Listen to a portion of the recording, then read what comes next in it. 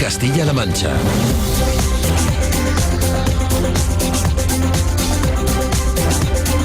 Hasta las 2 de la tarde sigue Hoy por Hoy, ahora en conexión la 1/10 de emisoras de la SER en Castilla-La Mancha. Justo cuando se cumple un mes del primer día desde la declaración del estado de alarma en España, estamos haciendo balance de cómo está nuestra región. Les saludamos en esta edición especial desde el Palacio de Fuensalida, en la sede del Gobierno de Castilla-La Mancha. Director regional de contenidos de la SER, Juan Vicente Muñoz, ¿qué tal? Muy buenos días. Hola, ¿qué tal? Muy buenos días. Bueno, y con nosotros Emiliano García Paje, presidente de Castilla-La Mancha, que nos ha recibido hoy en la sede de la presidencia regional en el Palacio de Fuensalida. Emiliano, buenas tardes. Hola, muy buenas tardes. Y bueno, guardando las distancias, además. Sí, guardando las distancias reglamentarias. Es muy duro los que tenemos la costumbre de ser besucones y de ser abrazones, que yo soy en eso un poco más pretty woman. La verdad que lo estamos pasando mal. Ahora, lo que es la vida, veo una película, o vamos, que me da tiempo a ver pocas, pero cuando ya por la noche, que me duermo muy mal, y veo que algún artista se está besando, se está saludando y hasta te llama la atención cómo están cambiando los hábitos de una manera tan tremenda, ¿no? Sí, sí. El presidente acaba de mantener una reunión esta mañana con los agentes sociales, con representantes de la patronal y de los principales sindicatos, comisiones obreras y UGT. ¿Qué tal ha ido esa reunión? ¿Se ha tomado alguna decisión importante que podamos conocer ya? Estoy muy agradecido, verdaderamente, tanto los empresarios. Hoy estaba Ángel Nicolás como su presidente, como comisiones y como UGT. Francamente, en toda la experiencia que llevo de años de presidente, claro, lógicamente con intereses contrapuestos y con contradicciones, pero siempre han tenido la voluntad de colaborar y de llegar a acuerdos, ¿no? Y en esta crisis, que es con diferencia la más especial, la más singular de las que hemos abordado como seres humanos, como digo, como seres humanos, porque está afectando a muchas más cosas que tiene que ver con el bolsillo. Esta crisis afecta a los sentimientos, afecta al corazón, afecta no sé, a la propia concepción que tenemos del mundo. En esta crisis pues también están colaborando. Hoy ha sido una reunión además muy cariñosa, muy amable. Compartimos muchas cosas.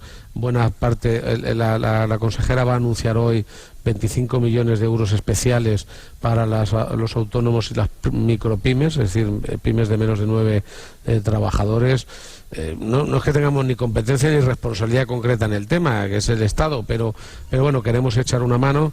Hemos estado repasando la situación de los profesionales y de su seguridad y de su protección tanto en los hospitales como en las residencias, la situación un poco del enorme mapa de residencias que tenemos en la región de mayores, que hasta ahora pues siempre ha sido pues un dato del que presumir, y ahora pues nos lleva lógicamente a tener un análisis más detallado. De hecho, me he comprometido con ellos a que cuando pase esta situación de crisis haremos una auditoría precisa del funcionamiento de cada una de ellas, esencialmente dentro del ámbito de las privadas, de las que han respondido de una manera y las que literalmente han buscado escaparse, ¿no? Y de todo hay en la vida.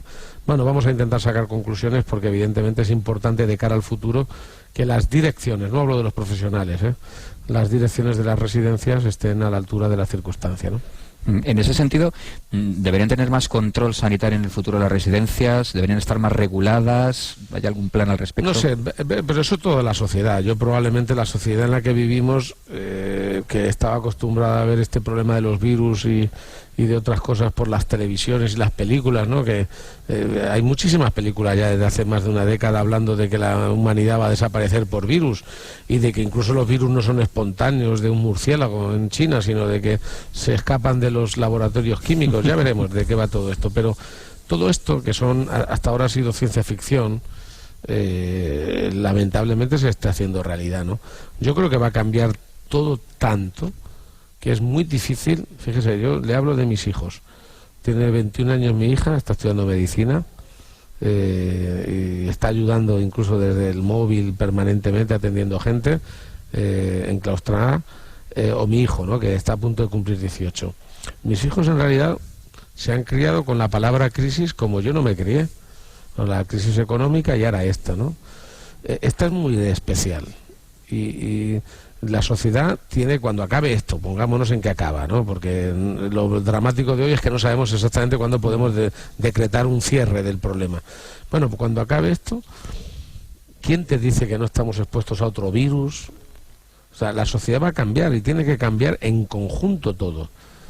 Van a cambiar los protocolos. O sea, no tengo ninguna duda que a consecuencia de esto, cuando se produzca un virus en Andorra o en Francia, el gobierno de España no va a tener ya ninguna duda, porque será una obligación legal cortar fronteras. Hasta ahora funcionamos en otro ambiente, ¿no? Esto no es comparable a China, ¿no?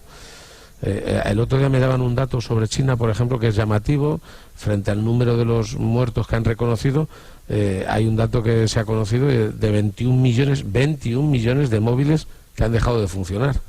Claro, esto te pone de manifiesto que evidentemente la información allí fluye de una manera y aquí fluye de otra. Bueno, dicho como sea, se van a tener que adaptar los sanitarios, por supuesto las residencias. Las residencias de mayores hace 30 años empezaron siendo residencias de válidos, de mayores jóvenes, para entendernos, de mayores de menos de 85. Ya hemos incorporado el argumentario profesional, la cuarta edad, no la tercera edad, la cuarta, que son los mayores de 85. Esta es la región con más tasa de mayores de 85 años de España, 4 veces más, por ejemplo, que el País Vasco, lo cual en sí mismo es un dato de bienestar. Vive más la gente, es decir, vive mejor. Ahora, evidentemente son más población de riesgo. Bueno, ¿qué sucede? Que las residencias pasaron de ser residencias de baile, residencias de, digamos, de hotel, a residencias de impedidos, de gente con una enorme carga de dependencia. Tenemos algunas residencias donde hay decenas de ancianos que no se pueden separar el día entero de un váter, porque están en una permanente gastroenteritis. O sea, estamos hablando de gente muy limitada. Claro, ni que pensar tiene cómo les afecta un virus de esta naturaleza, ¿no? Por tanto, en las residencias ha pasado de todo. Ha pasado que el virus, que es de conectividad, afecta sobre todo a los sitios donde se concentra la gente, no cuando se dispersa. Y por tanto, en las residencias estaban los mayores concentrados. El virus, que es de conectividad, de una movilidad muy rápida, fíjese, les voy a dar un dato que es llamativo, que la gente a lo mejor no conoce. El simple contagio de un señor en Haro, que fue a un entierro en Haro, en La Rioja, que ha habido un foco muy importante, fue a un entierro. Yo no quiero estigmatizar a nadie ni complicarle la vida a nadie. Se sintió mal, fue al hospital, no avisó que había estado en Haro, era de Tomelloso. Estoy hablando de un foco muy particular, que es el de Tomelloso. Bueno, el cálculo que hacen los epidemiólogos es que los 12 días que estuvo yendo de mercadillo en mercadillo, se pudo haber producido un contagio de entre 30 y 50.000 personas. Que eso de alguna manera infla los datos, sobrevalora los datos de la provincia de Ciudad Real, por ejemplo, ¿no? Una persona. No lo digo, por supuesto, criticando a nadie, Lo que estoy diciendo es que este virus, que es de una enorme capacidad vírica, y que tiene además comportamientos dispares, gente que se ha salvado con 103 años, pero gente más joven que estaba muy bien, ha fallecido en 24 horas. Bueno, esto pues es obviamente un drama, ¿no? Ha hecho referencia al elevado número de casos en Castilla-La Mancha. En concreto, en la provincia de Ciudad Real es más del tercio de los fallecidos. Concentra esa provincia. Tenemos el caso de Tomelloso también con una alta mortalidad. El efecto frontera con Madrid desde luego que ha influido, pero habría que haber cerrado la Comunidad de Madrid en algún momento al decretarse el estado de alarma, incluso unos días antes. ¿Se puede haber evitado? Bueno, yo creo que a toro pasado muchos ya sabe que en este país somos todos expertos en fútbol, en toros, y en virus. O sea, entonces es muy fácil que probablemente todo el mundo encuentre una explicación sencilla, ¿no? Lo más duro que está resultando de esta crisis para mí, a título de presidente, son dos cosas. Una, saber que me tengo que aislar permanentemente de los bulos, de los insultos en las redes, de la cantidad de gente que dice tonterías, mentiras, porque si no, no me centro en lo que tengo que centrarme, que es en estar apoyando a muerte. Bueno, a muerte no es el concepto correcto, a vida entera, a las 24 horas, a todo el equipo sanitario. Por tanto, centrarse en la crisis me obliga a prescindir del debate político, del ruido, de los intereses electorales y, por supuesto, de la enorme manipulación y confusión que se produce, muchas veces bien intencionada, en las redes sociales. Esto es dramático. Y segundo, me obliga a marcar la prioridad sanitaria. Es muy doloroso lo que pasa con las empresas y con lo que pasa con los trabajadores y con los funcionarios, pero es que este es un problema sanitario, no es una crisis normal, es una crisis que o la paramos o las consecuencias a medio y largo plazo serían todavía más graves de no intentar pararlo, ¿no? Y bueno, y estamos sometidos a esa presión de estar siendo enormemente responsables en la información, rendir cuentas a la autoridad sanitaria y epidemiológica. O sea, aquí todo el mundo está trabajando para que la OMS y los científicos puedan encontrar una vacuna. Eso exige que la documentación, la información, los estudios que hacemos, nosotros todos los informes que hacemos, todas las pruebas, no solo las que salen positivas, también las negativas, se las damos a un instituto central en España que a su vez eleva los datos a la OMS. O sea, para que pueda el mundo responder a este virus, que va a tardar meses, tiene que haber fiabilidad científica. Y esto está por delante. Yo sé que hay mucha gente que piensa una cosa, hay mensajes que se han contrapuesto. Yo reconozco que cuando el gobierno de España anunció que iba a haber test masivos, por ejemplo, ¿no? Pues primero, no sabían de qué test hablaban. La gente entiende que test masivos quiere decir a los 46 millones de habitantes, test masivos es los 64.000 que están haciendo de prueba. Otra cosa es un test universal a toda la población. Pero tiene que entender la gente que el test al quien no tiene síntomas no es eficaz, y que los test más científicos, más importantes, no se fabrican en el mundo en condiciones como para poder atender, salvo a la población prioritaria, ¿no? Bueno, son cosas que los que estamos gobernando tenemos que administrar con una enorme responsabilidad, y los que están a otra cosa, los que están a la demagogia o los que están a la manipulación, pues sirven para atacar, ¿no? Le voy a hacer la pregunta de otra forma. Sé que no es momento de crítica, tal vez de autocrítica, habrá que hacerlo más tarde. Mucha, por supuesto. Pero si este virus se reactiva dentro de unos meses o aparece otro, ¿qué no habría que hacer de lo que se ha hecho y qué habría que hacer de forma urgente? Bueno, yo creo que habrá que hacer una reflexión que vaya de arriba abajo, ¿no? O sea, lo primero que tenemos que pensar es la reacción de la Organización Mundial de la Salud. Miren, en el sistema sanitario hay un sistema organizado, protocolizado, que es el de alerta sanitaria, de salud pública, que no es lo mismo. O sea, las enfermedades no son las mismas, las patologías conocidas que se tratan en los centros de primaria y en los hospitales, que aquellas que son epidemias. Las epidemias, como la gripe, que es una epidemia que viene todos los años, tiene vacuna, tiene tratamiento, por consiguiente no se acaba, pero está tratada. Esta no. Y esto, como las que puedan venir en el futuro, exigen un sistema de alerta que empieza por el mundo. La OMS, lo que dice la OMS no es una sugerencia, es una determinación que obliga a los estados. Obliga a España, obliga a Portugal, obliga a Francia. Bueno, probablemente Trump, que no se siente obligado por nada, ¿no? Porque lo único que ha hecho es quitarle los fondos a la OMS, que hay que tener poca vergüenza para, en medio de la crisis, retirarle los fondos a la Organización Mundial de la Salud. Pero lo cierto y verdad es que la OMS puede hacerlo bien o mal, da igual. Lo cierto y verdad es que el sistema funciona de tal manera. Tuvimos un caso hace unos años muy pequeño, en Manzanares, de legionela. La legionela es un caso conocido, muy grave, porque la legionela se transmite y tiene consecuencias mortales, pero está estudiado. Sabemos cuando se produce un caso, automáticamente todo el sistema se pone en guardia. ¿Qué pasó en Manzanares cuando descubrimos un caso de legionela? Se alertó al ministerio, el ministerio alertó a Europa, se cerraron efectivamente se hizo un estudio inmediato de toda la gente que podía haber consumido, se empezó a estudiar científicamente.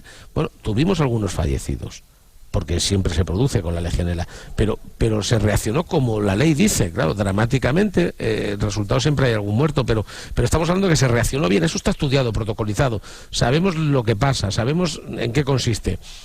Y bueno, a pesar de eso, por supuesto, hubo quien desde el primer día nos pidió la dimisión, comisiones de investigación, desde que el primer día, poco más o menos, que ya le estaba hablando con los familiares de los fallecidos para pedirles el voto.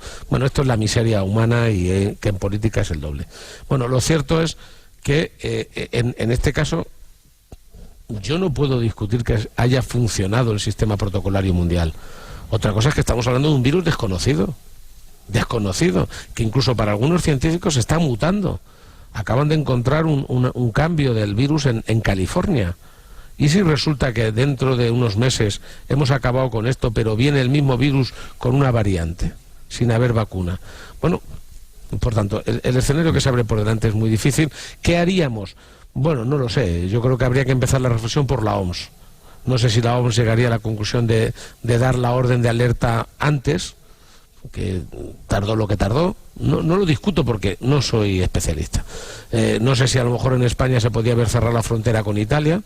Lo que sí sé es que, por ejemplo, el gobierno de Castilla-La Mancha le prohibió a todos los colegios hacer las excursiones que tenían prevista Italia, antes que nadie. Somos la primera autonomía que prohibió a los centros educativos y a los estudiantes, que esto es muy duro, es decir, un estudiante que está ahorrando y haciendo fiestas para irse de viaje a Roma o a Nápoles o a Milán, decirle que no. Y salvo una excepción que se saltó la autoridad y les hemos tenido un mes confinados en Grecia, todo el mundo cumplió. Antes del estado de alarma paramos ese viaje. Ahora, dicho esto, evidentemente yo creo que habrá que crear un sistema, habrá que ajustar todos los protocolos a algo que puede ya venir en el futuro siendo más habitual, que salga este virus, salga otro, o que no sea una casualidad y que se le escape a la multitud de laboratorios que en el mundo están investigando y que unos lo harán con buena fe y otros lo harán mal. Bueno, si hay virus en los ordenadores y además los provocan algunos estados, pues tampoco es del todo descartable que haya virus con mala intención en el mundo, ¿no? Una doble pregunta que se hace muchos castellano-manchegos. Por un lado, ¿se va a seguir comprando más material? Ya sabemos que el mercado es una auténtica selva y más con esta crisis sanitaria del coronavirus. Y el reparto de las mascarillas, se anunció hace unos días por parte del gobierno regional que se iba a echar mano de los trabajadores de correos, pedir la colaboración de ayuntamientos, está ya cerrado, agentes de GEACAM. ¿Cómo se va a hacer? ¿Ya se ha decidido? Bueno, estamos llevando con los agentes forestales que están entusiastas, no solo un proceso de desinfección en multitud de municipios. Claro, no suelen salir en las televisiones porque están muy alejados, pero son importantes porque a lo mejor en muchos pueblos no hay un solo caso, pero vamos a terminar la crisis seguramente con la mitad de los pueblos donde no haya habido un solo caso, y sin embargo, y lamentablemente en algunos donde por concentración urbana sí que se producen más de la cuenta. Bueno, están los forestales, agentes medioambientales, la gente de protección civil, que de verdad está exponiéndose de una manera tremenda, trabajando muy bien. Estamos ahora mismo, fíjese lo que le digo, siendo la Junta la que está procediendo a desinfectar cuarteles de la Guardia Civil. No digo el Gobierno de España, ni digo las Fuerzas Armadas, digo la comunidad autónoma. Bueno, nos estamos entre todos poniendo de acuerdo para ayudarnos, ¿no? Esto es un proceso del que hay que sacar conclusiones para cambiar, autocríticas y conclusiones también muy positivas. Vamos, a mí sí me dicen, yo soy español como diría, de pura cepa. A mí sí me dicen que los españoles íbamos a estar en casa como estamos, un mes ahí, sin salir ya, con una primavera floreciendo, con las fiestas que hemos tenido por delante, yo no me lo hubiera creído. Y estamos teniendo una respuesta como españoles infinitamente mejor que ha habido en Italia, que la que ha habido en Francia, en Alemania. No sabría decir Portugal porque la verdad es que lo están haciendo muy bien. Pero bueno, quiero decirte que sinceramente yo creo que no quiero prejuzgar, yo distingo los errores de las intenciones. Y aquí hay mucha gente que ahora le está sacudiendo a Ayuso, o al otro es del PP, o a Moreno Bonilla que es del PP, o a nosotros. Miren, no me voy a creer bajo ningún concepto que haya ningún consejero de Sanidad en España, ni ningún presidente o presidenta que no esté actuando en alarma y con la mejor intención de arreglar los problemas. Ahora, esto es un drama imprevisto para todo el mundo. Cuando dicen, es que hay imprevisión, claro, ¿cómo no va a ser imprevisión? Si este es un virus desconocido que vamos a tardar un año en saber la causa y no sabemos siquiera si está mutando y no sabíamos hace un mes ni siquiera cómo se contagiaba. Por tanto, evidentemente estamos reaccionando, afortunadamente este país, con más medios que otros. ¿Qué estaría pasando en esta región si tuviéramos los profesionales que se despidieron en la calle? O con todos los consultorios cerrados que había hace 5 años. Porque aquí ahora tenemos muchos consultorios, centros de salud y personal y tecnología trabajando que no estaba hace 5 años. Y encima, los que fueron culpables de desmantelar la sanidad pública me insultan todos los días. No voy a hacer análisis político, ya he dicho que me quiero apartar del ruido porque quiero concentrarme en lo importante. Pero este análisis, por supuesto, habrá que hacerlo. Porque lo que sí sé es que Castilla-La Mancha ha contratado 4.300 trabajadores, más, con 2 millones de habitantes, que toda la Comunidad de Andalucía con 9. Oye, no, yo quiero distinguir el ejercicio de intención. Tengo a la mitad del equipo del consejero de Sanidad afectado por el virus y están trabajando en sus casas, pero bueno, trabajando como no he visto a nadie. Y luego les terminaré dando yo la medalla, pues no sé a quién, pero vamos, ciertamente me dará pudor dársela a la gente que realmente pertenece al aparato del partido y del gobierno, ¿no? Porque evidentemente eso está mal visto. No nos quedan muchos minutos. Quería preguntarle, los fines de semana mantiene esa conferencia de presidentes con los nuevos presidentes autonómicos, con el presidente Pedro Sánchez. Se quiere reeditar el pacto de la Moncloa, incluso usted desde Castilla-La Mancha ha pedido que las comunidades autónomas entren en esos nuevos pactos de la Moncloa, no existían en los años 70. En el caso de Castilla-La Mancha también se propone un pacto con las demás fuerzas políticas. ¿Será posible lograr ese pacto? ¿Y cómo valora lo que está haciendo la oposición desde que se desató esta alarma sanitaria? Bueno, yo me he propuesto centrarme con el consejero de Sanidad, al que es como si fuera ya como diría yo, mi hermano. He ampliado la familia, bueno, de hecho creo que hablo con él todos los días más que con toda mi familia junta de los últimos 15 años. Estamos en plena, y con alguna gente como el director de comunicación de la Junta, bueno, tenemos un equipo que estamos en pleno estado de guerra. Pero lo digo humanamente, yo me he propuesto desde el primer momento no entrar al trapo ni de los bulos ni de las mentiras, ni de gente que antepone su militancia con un partido a su profesión, ¿no? No, es que si no, no nos podríamos centrar. Yo le pedí al consejero que se centrara en la sanidad. Yo estoy todo el día intentando taponar baches, buscando personal y material por un lado y por otro. Es muy difícil contratar gente en un país y en un mundo que está contratando médicos. Si vamos a terminar contratando a los primeros de carrera de medicina, y ojalá, pero es decir, que estamos como locos, trabajando de una manera brutal. El problema que hay es que tiene una ventaja la oposición, ¿no? Donde no gobiernan los partidos, pues tienen la ventaja de que ninguno vamos a tener la desvergüenza cuando termine esto de decir que lo hemos hecho bien. ¿Puede alguien presumir de éxito con muertos, con tantos muertos? No. Ahora, tan lamentable sería que yo saliera mañana diciendo que lo estamos haciendo muy bien, o que estamos haciendo lo mejor que se puede hacer, como que otros salgan acusando del dolor, de la muerte de la gente. Ya hemos vivido en Castilla-La Mancha el caso de algunos políticos que nos llegaron a criminalizar a la Junta con algunos fallecidos, ¿no? Y aunque luego los tribunales, por supuesto, vieron que no había ninguna responsabilidad, sí. Bueno, ¿qué problema hay con el pacto? Me parece bien que Pedro Sánchez quiera los pactos de la Moncloa. Hay dos diferencias entre el intento de Pedro Sánchez de conseguir acuerdos y el que tenemos nosotros. Dos. Una, que en el caso de Madrid no hay antecedentes, es decir, están desentrenados para los acuerdos. Están desentrenados. Nosotros es que llevamos 5 años firmando acuerdos con sindicatos, empresarios, con los partidos políticos, a pesar del ruido de los insultos. Por tanto, le deseo toda la suerte del mundo a Pedro Sánchez y le apoyo. Es más, le propuse, y me lo aceptó a mí, como presidente, que incluyeran ese pacto a los presidentes autonómicos. Yo creo que le va a resultar más fácil a Pedro Sánchez ponerse de acuerdo con los que gobernamos que con los que quieren quitar a los gobiernos. Yo creo que se entiende lo que digo. De verdad, compartimos más ahora Feijóo, Alfonso de Castilla y León, Ximo Puig y Moreno Bonilla conmigo, y Ayuso si quiere usted, que lo que comparten sus respectivos oposiciones. Porque el problema lo tenemos los que gobernamos y claro, hay gente que puede tener la tentación de aprovechar cualquier crisis, cualquier muerte, cualquier dolor para intentar rascar votos. Esto, que es miserable y ruin, es humano al mismo tiempo.